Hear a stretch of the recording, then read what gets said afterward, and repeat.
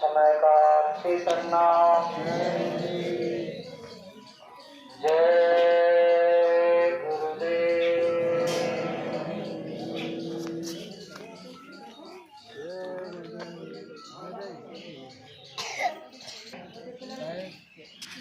गुरुदेव नाम का उच्चारण सुना।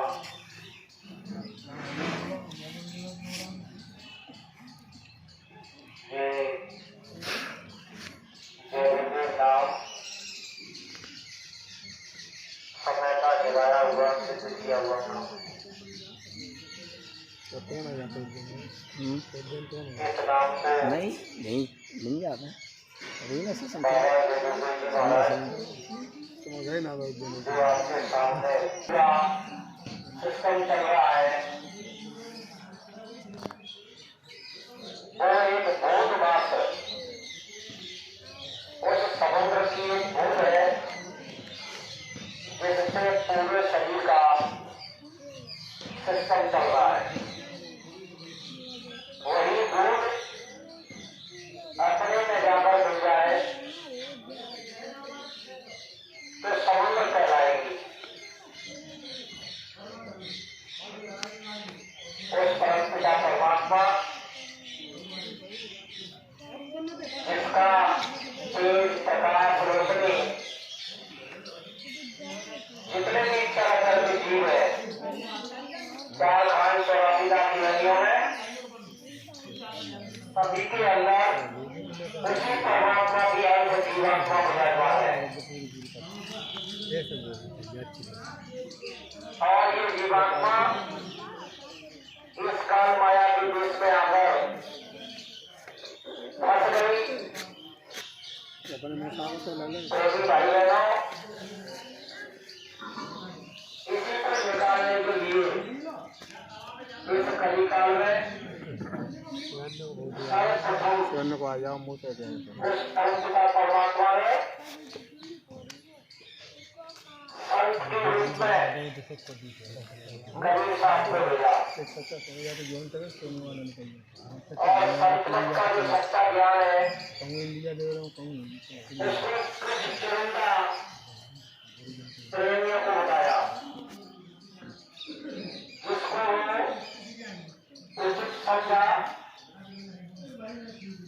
कि ये उसके लायक है, संस्कारी है, उसी को पकड़ा।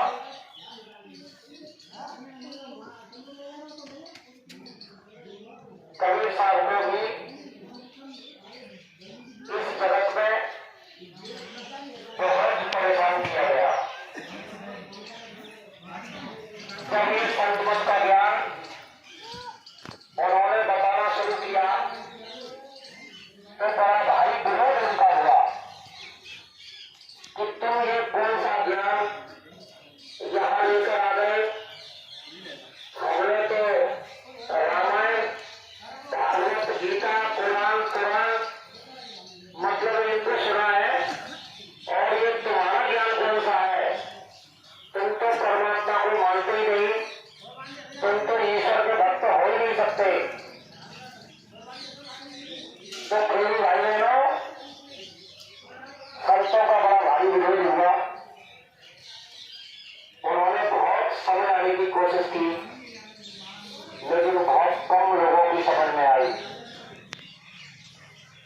रामचरितमानस के इतिहास को उठाया और उसी समय ये बताया कि अगर तुम समझ सकते हो तो समझो। रामचरितमानस के अंदर 4 चौपाई लिखी है। इनको समझने की कोशिश करो। एक सतयुग की, एक त्रेता युग की, एक द्वापर युग की और एक कलयुग की।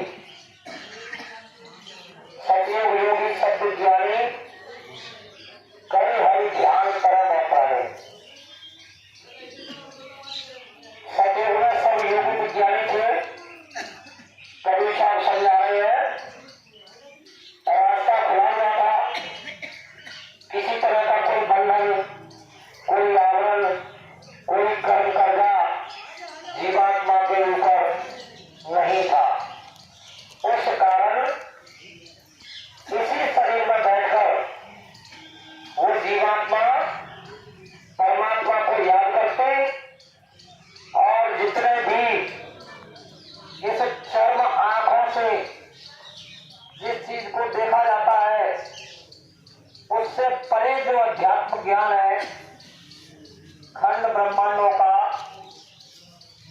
उस सब ज्ञान को अनुभव करती हुई देवी देवताओं के लोगों से, ब्रह्मा विष्णु शंकर के लोगों से स्वर्ग वैकुंठ को देखती हुई, ईश्वर ब्रह्म को देखती हुई, उनका दर्शन दीदार करती हुई अपने निर्धाम, अपने असली घर में जहाँ परमात्मा निवास करते हैं उस धाम तक जाती और फिर इस शरीर में वापस लौट के आ जाती।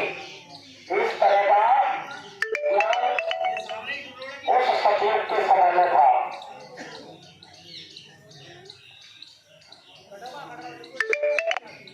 जो ये त्रैलोकी का स्वामी है, जिसको ईश्वर कहते हैं, भगवान कहते हैं, इसी ने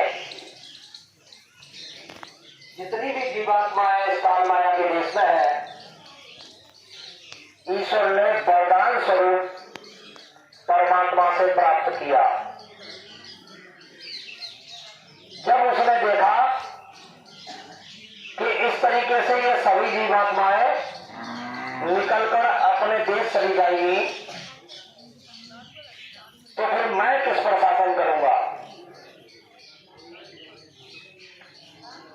उन्होंने अपने मालिक की, उस परमपिता परमात्मा की याद में योग किया, तपस्या की। उस तपस्या के प्रभाव से उस मालिक की वाणी, जिसे देववाणी, ब्रह्मवाणी, आकाशवाणी, अनादिनाद कहते हैं, वो ईश्वर के कान तक आई और उन्होंने सुना। तो वाणी में क्या था कि तुमने जो मांगा सो दे दिया, अब तुम क्या चाहते हो।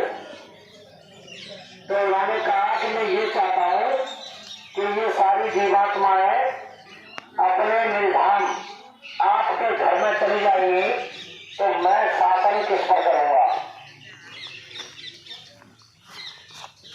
तब ईश्वर से परमात्मा ने अपनी वाणी में ये आवाज दी कि तुम जिस तरीके से चाहो, जैसे चाहो, काल माया के देश का जो कानून है उसको अपने हिसाब से लागू कर सकते हो। तो ऐसे इसको लागू नहीं किया गया। सप्त ऋषियों के कान में ईश्वर की आवाज सुनने को मिली कि तुम मेरी आवाज को जन जन के कानों तक पहुंचाओ। और वो आवाज क्या थी कि कर्म का कानून लागू होने जा रहा है और तुम इसका पूरा प्रचार पूरे धराधाम पर कर दो। पूरी पृथ्वी पर यह प्रचार किया गया कि एक विधान, एक कानून लागू होने जा रहा है। जैसे ही वो समय पूरा हुआ 10,000 वर्ष का, तब विधान लागू हुआ, कर्म प्रधान विश्व रच राखा और जो जस करे सो तस बख्शा।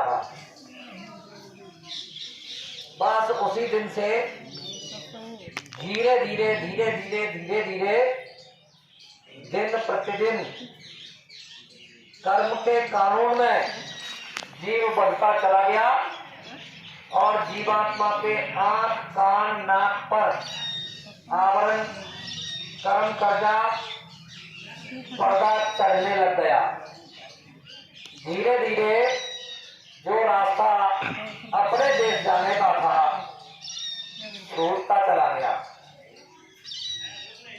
फिर ये आदत बन गई कि इस काल माया के देश का जो कानून है, जो व्यवस्था है, और यही जीव को अच्छी लगने लगी। प्रेमी भाई बहनों, सतयुग के बाद समय आने पर युग बदला, त्रेता युग आया। कि प्रेता विविध यज्ञ न करे और प्रभु समर्थ कर्म भोग करे। जो कुछ कर्म किया जाता था, यज्ञों के करने से जो फल की प्राप्ति होती थी, उसको भगवान के चरणों में समर्पण कर देने से पुण्य फल की प्राप्ति होती थी। बस इसी शुभ अशुभ कर्म के बंधन में जीवात्मा बढ़ती चली गई। युग का समय पूरा हुआ, तीसरा युग आया, द्वापर युग।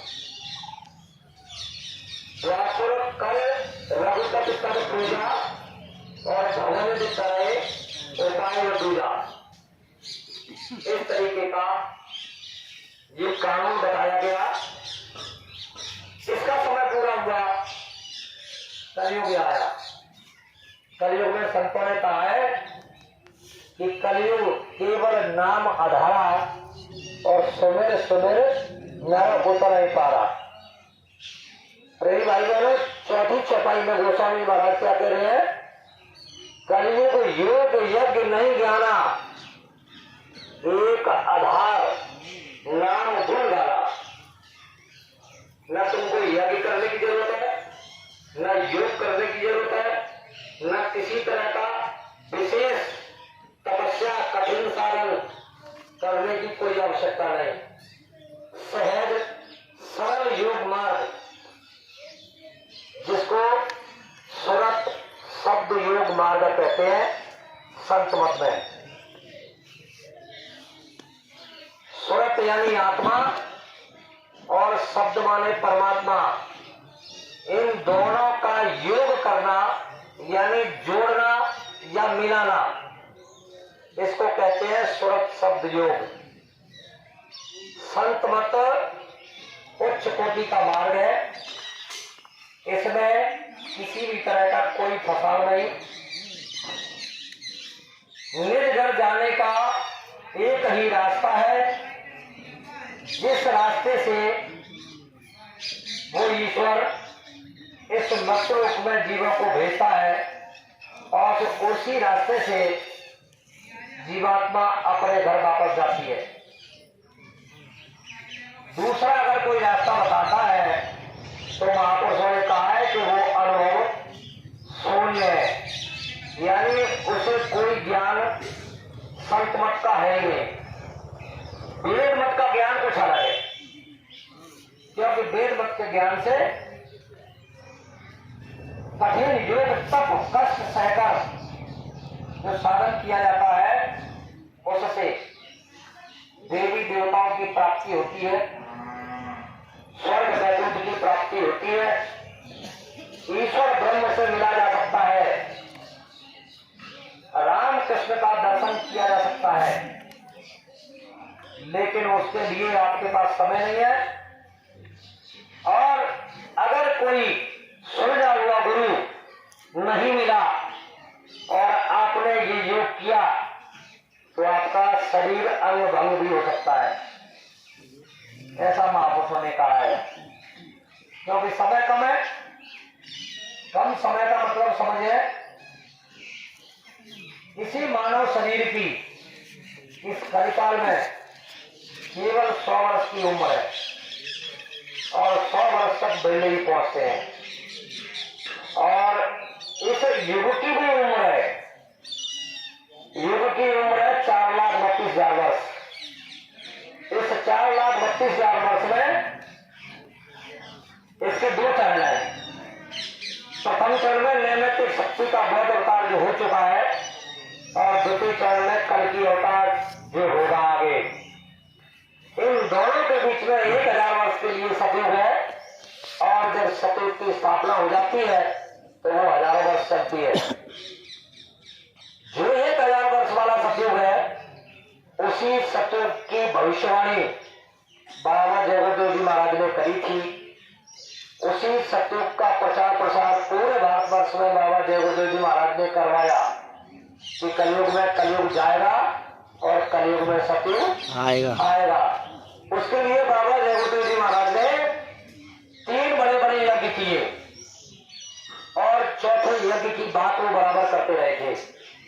कि समय आने पर मैं चौथा यज्ञ करूंगा, और जब चौथा यज्ञ होगा तो 10 महीने पहले से उसका प्रचार प्रसार होगा, और उस यज्ञ में 10 करोड़ की भीड़ इकट्ठी होगी। उस 10 करोड़ की भीड़ में ये मैं बताऊंगा कि सतयुग किस समय से लगने जा रहा है। तो प्रेमी भाई बहनों, वो अभी होने को है, समय का इंतजार कीजिए। बाबा जयगुरुदेव जी महाराज ने कहा है कि समय का इंतजार राम ने किया, समय का इंतजार कृष्ण ने किया, और मैं भी समय का इंतजार कर रहा हूं। हमको आपको भी उनकी मौज में रहना चाहिए, और जो रास्ता अपने निज घर चलने का बाबा जयगुरुदेव जी महाराज ने बताया है, उस रास्ते पर निरंतर चलते रहना चाहिए। इससे ऊपर का जो युग है, द्वापर युग, इस युग की उम्र जो है, कलयुग की उम्र में दूना कर दीजिए। 4,32,000 वर्ष को 4,32,000 वर्ष में जोड़ दीजिए तो द्वापर युग की उम्र हो जाएगी। और इस कलिकाल के इस मानव तन की जो उम्र है 100 वर्ष, इसमें 9 गुना और जोड़ दीजिए तो फिर इसी आदमी की उम्र सीधे 10 गुनी बन जाती है। द्वापर के समय में 1,000 वर्ष की हो जाती है। फिर उससे ऊपर का जो युग है, त्रेता युग, उस युग में द्वापर की उम्र में कलयुग की उम्र एक बार और जोड़ दीजिए 4,32,000 वर्ष, तो त्रेता की उम्र हो जाएगी। और आदमी की द्वापर की उम्र में 4 लाख 9 गुना और जोड़ दीजिए तो 1,000 में 9 गुना और जोड़ देंगे, कितना हो जाएगा?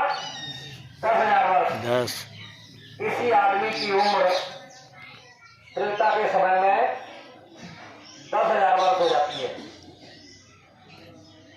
10,000 वर्ष में और 9 गुना जोड़ दीजिए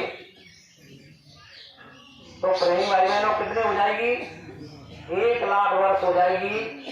और सतयुग के समय में इसी आदमी की उम्र 1,00,000 वर्ष की हुआ करती थी। ये आदमी इस कलिकाल में 3.5 हफ्ता होता है, और 3.5 हाथ प्लस 3.5 हाथ, फिर 3.5 हाथ और फिर 3.5 हाथ।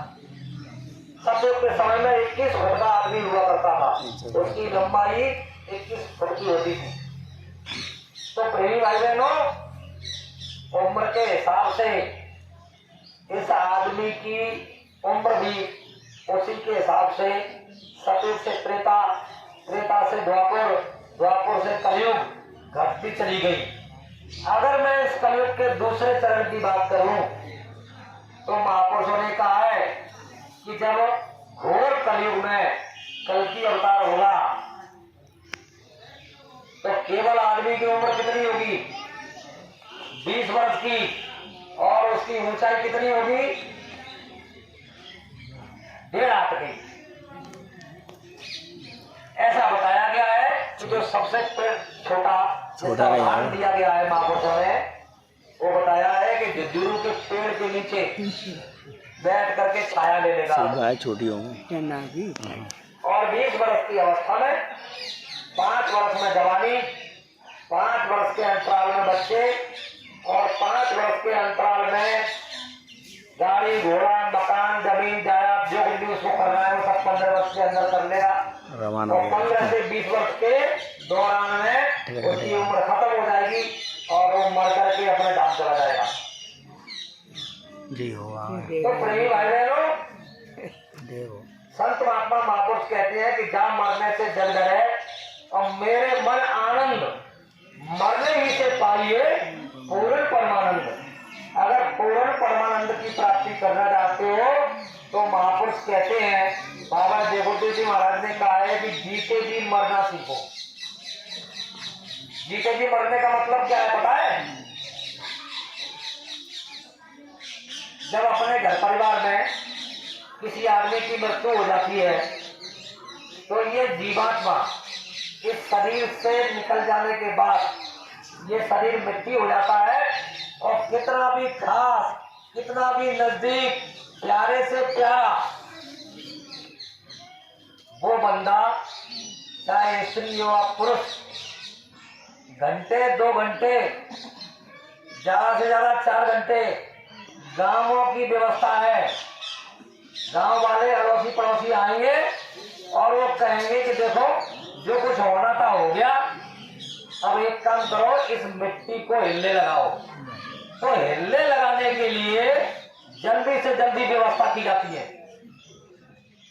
कि जल्दी से ले चलो, जल्दी से ले चलो। अब ये जीवात्मा कहाँ जाती है? बाबा जय गुरुदेव बता रहे हैं, जो मृत्यु के दौरान बेहोशी की अवस्था में यमदूतों के द्वारा जीवात्मा को निकाला जाता है, मार मार के, नस नस को, हड्डी हड्डी को तोड़ तोड़ कर। कितना कष्ट होता है, कितनी परेशानी होती है। ये उस समय जिस आदमी की जीवात्मा इस शरीर से अलग होती है, तब अगर वो बोलने वाला हो और उससे पूछा जाए तो वो बयान कर सकता है। उसके लिए महापुरुष कहते हैं कि जन्मत मरत दुसैद होई, यानी भारी से भारी कष्ट इस जीवात्मा को जन्मते समय और मरते समय होता है। महापुरुषों ने ये उदाहरण दिया है कि अगर किसी व्यक्ति को एक बिच्छू काट जाए तो उसे कितना दर्द होता है, और 1000 बिच्छू एक साथ मिलकर किसी को काटे तो उसे कितना दर्द होगा। वो जो अवस्था उस समय आदमी की होती है, उससे भी कहीं अधिक जन्मते समय और मरते समय जीवात्मा को भारी से भारी कष्ट होता है। इसलिए महापुरुष समझाते हैं कि अगर इस कष्ट से बचना चाहते हो, इस परेशानी का निवारण केवल एक ही है कि जीते जी इसी मनुष्य शरीर के माध्यम से किसी सच्चे गुरु से उस परमात्मा से मिलने का रास्ता जीते जी ले लो।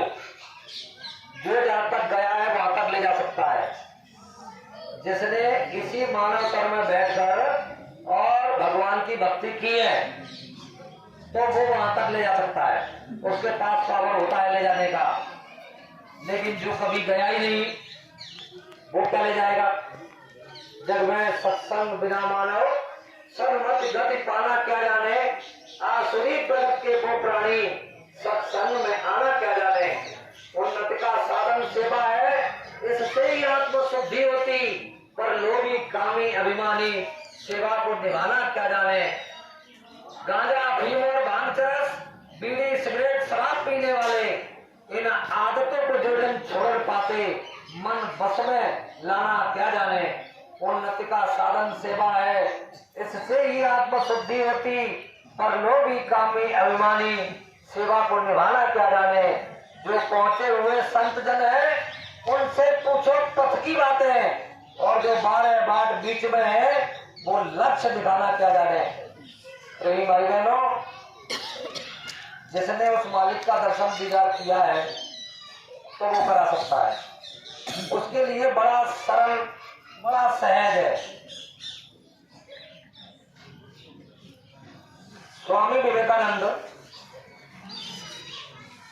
गुरु की तलाश में थे। खोजते खोजते किसी ने बताया कि इस समय के भक्त गुरु रामकृष्ण परमहंस हैं, तुम उनके पास चले जाओ। तो वो खोजते खोजते उनके पास चले गए, और बताया जाता है कि वो उस समय अपने खेत में, जो बरसात के समय में धान का पौधा रखा जाता है खेतों में, वो धान की पौध लगा रहे थे। खोजते खोजते खेत पर स्वामी विवेकानंद पहुंच गए। उन्होंने उनसे पूछा कि क्या मैं रामकृष्ण परमहंस जी से मिल सकता हूं? तब उन्होंने कहा कि क्या काम है? कि मुझे बहुत जरूरी काम है, उनसे मिलना है। तो कि बताइए, मुझे ही कहते हैं। तो उन्होंने प्रश्न किया कि क्या आपने भगवान को देखा है? तो उन्होंने कहा कि पूछने का कारण कि मैं उन्हें गुरु बनाना चाहता हूं। मुझे किसी ने बताया है कि इस समय के वक्त गुरु रामकृष्ण परमहंस है। तो कि सेवक सेवा में हाजिर है। बताइए, क्या आप मुझे भगवान से मिला सकते हो? बोले हाँ, मिला सकता हूं। क्या आपने भगवान को देखा है? कि बिल्कुल मैं ऐसे देख रहा हूं जैसे तुम मुझे देख रहे हो और मैं तुम्हें देख रहा हूं। तो कि कितना समय लगेगा? तब उन्होंने जवाब दिया कि देखो, ये जो मेरे हाथ में धान का पौधा है, ये इधर से और इधर लगा दिया, बस इतना समय लगेगा। प्रेमी भाई बहनों, कितना सरल बता दिया। लेकिन इसका मतलब क्या है? भौतिक जगत में तो बहुत कम समय लगा है, इधर से इधर लगाने में सेकंडों का समय है। लेकिन अध्यात्म में इसका मतलब कुछ और है। वो क्या है पता है? आपको इधर से अपने आप को मोड़कर और उधर ईश्वर के चरणों में प्रेम करना होगा। इधर से अपनी तवज्जो हटाइए संसार से, और इधर से अगर तवज्जो हट जाती है और प्रभु के चरणों में लगन लग जाती है, तो फिर भगवान की दया हो जाती है और भगवान का मिलना सहज हो जाता है। लेकिन प्रेम भाई बहनों, ये बिना गुरु के कतई संभव नहीं है। बिना गुरु के कोई भी, चाहे कितना भी बड़ा ज्ञानी क्यों न हो, वो भगवान को प्राप्त नहीं कर सकता। क्योंकि वो सिद्धांत है। चाहे वैदिक मत को उठाकर देख लीजिए, चाहे संत मत को उठाकर देख लीजिए, गुरु का बड़ा विशेष महत्व होता है। और संत मत की दृष्टि से गुरु 7 बताए गए हैं। वेद मत की दृष्टि से 24 गुरु बताए गए हैं कि जिससे जो ज्ञान मिले उसे ले लेना चाहिए, चाहे वो भौतिक जगत का ज्ञान हो, चाहे वो अध्यात्म जगत का ज्ञान हो। इस तरीके से वेद मत के अनुसार 24 गुरु, संत मत के अनुसार केवल 7 गुरु हैं। और उन 7 गुरुओं में सब गुरु आ जाएंगे। जितने भी गुरु हैं सब आ जाएंगे। पहले गुरु पिता और माता, जो है रक्त बीज के दाता, जिन्होंने ये मानव तन मनुष्य शरीर हमको दिया, वो पहले गुरु। और उनकी सेवा किस तरीके से होती है, ये आप सब अच्छी तरीके से जानते हैं। हर माँ बाप अपने बच्चे के लिए ज्यादा से ज्यादा धन इकट्ठा करना चाहता है, ज्यादा से ज्यादा सुविधा इकट्ठा करना चाहता है। फिर भी प्रेमी भाई बहनों, युग का ये प्रभाव है कि बच्चे की नौकरी लग जाए तो उसके जो निजी बच्चे हैं, यानी उसकी घरवाली, उसके बेटा बेटी, पहले घरवाली को लेकर निकल जाता है अपनी नौकरी पर, फिर धीरे धीरे बच्चों का सेटल हो जाता है। बस उसी व्यवस्था में वो लग जाता है।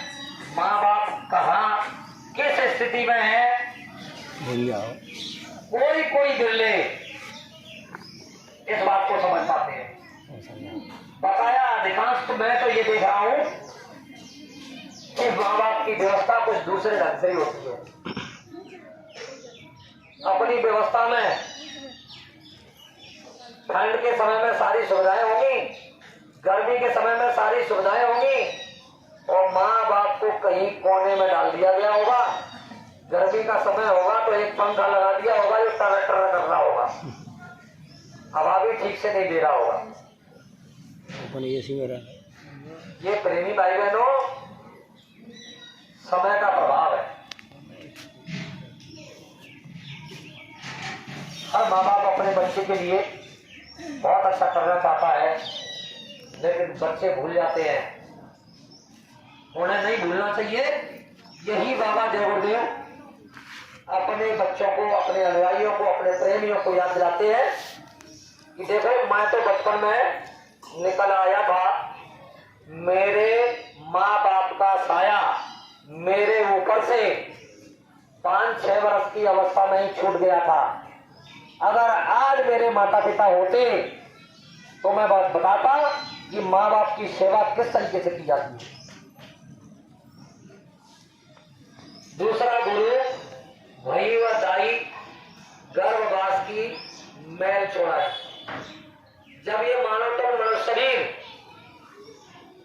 माँ के गर्भ से बाहर निकला, और जिसने पहला स्नान कराया, चाहे वो कोई भी हो, चाहे वो घर परिवार का कोई सदस्य हो, महिला हो या पुरुष हो, या किसी अस्पताल में किसी भी बच्चे की डिलीवरी हुई हो, जिसने उस बच्चे को पहला स्नान कराया, वही संत मत में उसका दूसरा गुरु माना जाता है। जिसका उसे कोई भान नहीं, उसे कुछ पता ही नहीं है कि दूसरे गुरु की कीमत क्या है। पहले के समय में इस गुरु की कीमत थी। पुरोहित पंडित को बुलाते थे, विधिवत नाम संस्कार होता था। प्रेमी भाई बहनों, तीसरा गुरु जो नाम धरा, ताहे ले ले गांव पुकारा, उस गुरु की भी कोई कीमत नहीं है। बहुत कम लोग हैं जो इस बात को समझते हैं। चौथा गुरु जो शिक्षा दीना, तब संसारी मारण जीना। जो स्कूल की शिक्षा होती है, 12 कड़ी से लेकर ABCD को सिखाने का काम जो गुरु करता है, जिसे टीचर, शिक्षक, मास्टर कहते हैं, ये चौथा गुरु है। चौथा गुरु जो शिक्षा दीना, तब संसारी मार्ग जीना। इस संसार का जो ज्ञान कराता है, इस भौतिक जगत का जो ज्ञान कराता है, वो चौथे नंबर का गुरु है। इसमें सब गुरु आ जाते हैं 4 गुरुओं के अंतराल में। 5वें गुरु की बारी आती है। 5वां गुरु जो दीक्षा दीना, राम कृष्ण का स्मरण किया। जो राम का, कृष्ण का, देवी का, देवता का नाम या मंत्र बता देते हैं और भगवान के सहारे छोड़ देते हैं। ना उन्हें कुछ ज्ञान है, ना उन्हें कुछ ज्ञान है। महापुरुषों ने कहा है इसी जगह के लिए कि अंधा गुरु और बहरा चेला और होय नरक में खेलम खेला, दोनों में से किसी को कोई ज्ञान नहीं। नाम मंत्र जरूर पकड़ा देते हैं, लेकिन फिर भी अच्छा है, कम से कम भगवान की तरफ मोड़ने का काम तो करते हैं। लेकिन संतमत में इसका कोई महत्व नहीं है। बारी आती है 6वें गुरु की। 6वां गुरु धर्म सब तोड़ा और ओमकार से नाता जोड़ा। वेद शास्त्र जिस ब्रह्म का बखान करते हैं, उस परासत्ता का ज्ञान कराते हैं, जो इन शरीर की आंखों से नहीं देखा जा सकता। वेद शास्त्र उसी परा विद्या के लिए, उसी परा ज्ञान के लिए नेति नेति जिसके लिए कह गए हैं प्रेमी भाई बहनों, वो ब्रह्म का ज्ञान है जिसे महापुरुष योगी जन संत जन सहज में करा सकते हैं। अब बारी आती है 7वें गुरु की। यहां तक गुरु है, 6वें स्थान तक गुरु है। इससे ऊपर का जो गुरु है वो गुरु नहीं, वो सतगुरु है। उसके साथ सत लगा हुआ है और सत्य का कभी विनाश नहीं होता। वो अजर अमर अविनाशी जिसको कहा गया है, जिसके लिए रामचरितमानस में कहा गया है एक अनीय अनाम अनामा अज सच्चिदानंद प्रभु धामा। गुरु ग्रह पढ़न गए रघुराई अल्पकाल विद्या सब पाई। यानी थोड़े समय में सारा ज्ञान जो कराने वाले हैं वही सतगुरु है। और प्रेमी भाई बहनों, ये सतगुरु हर युग में होते हैं, 2 तरीके के होते हैं।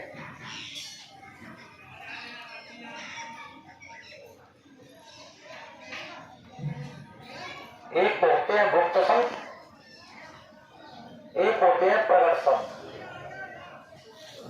गुप्त संत का काम हर युग में हुआ करता है, चाहे सत्य हो, चाहे त्रेता हो, चाहे द्वापर हो और चाहे कलयुग।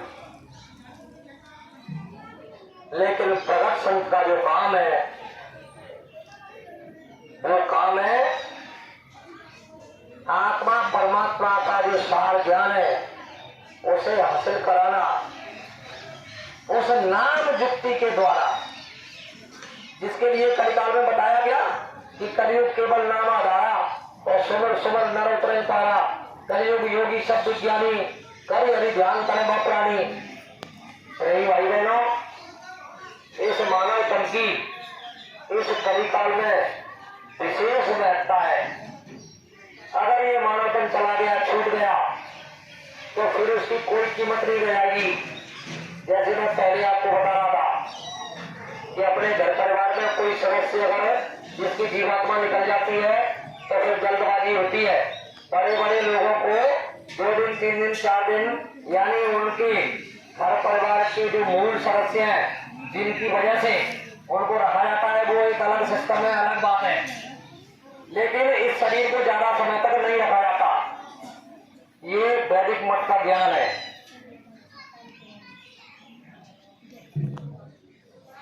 इस मानव तन के लिए वेद शास्त्र भी बड़ी मोटी मोटी बात कह के गए हैं। हमेशा हर समय में याद दिलाते रहते हैं। इस मानव तन को पाने के लिए, इस मनुष्य शरीर को पाने के लिए बड़ी मेहनत की गई, बड़ा प्रभु को याद किया गया। मां के गर्भ में जब बच्चा होता है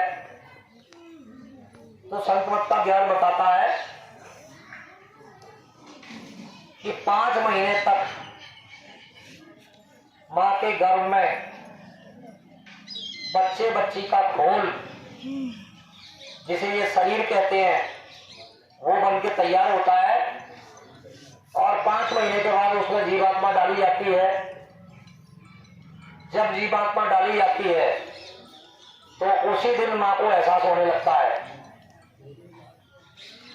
और जिस दिन जीवात्मा मां के गर्भ में इस खोल में प्रवेश कर जाती है, इस शरीर में, तो उसकी बैठक महापुरुषों ने बताई है कि दोनों आंखों के मध्य भाग में 4 खान 84 लाख योनियों में, चाहे किसी का शरीर हो, सब शरीरों के अंदर दोनों आंखों के मध्य भाग में उस आत्मा परमात्मा की अंश को बिठाने की व्यवस्था की गई है।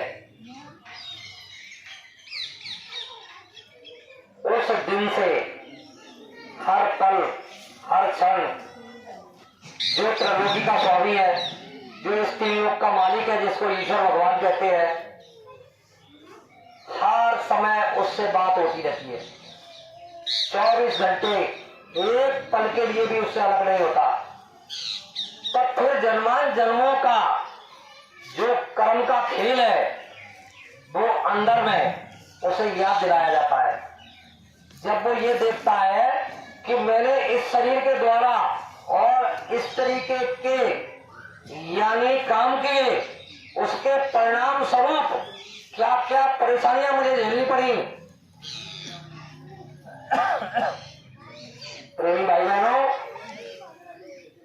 जब जन्मान जन्मों की याद और वहां ईश्वर के द्वारा जीव को दिलाई जाती है,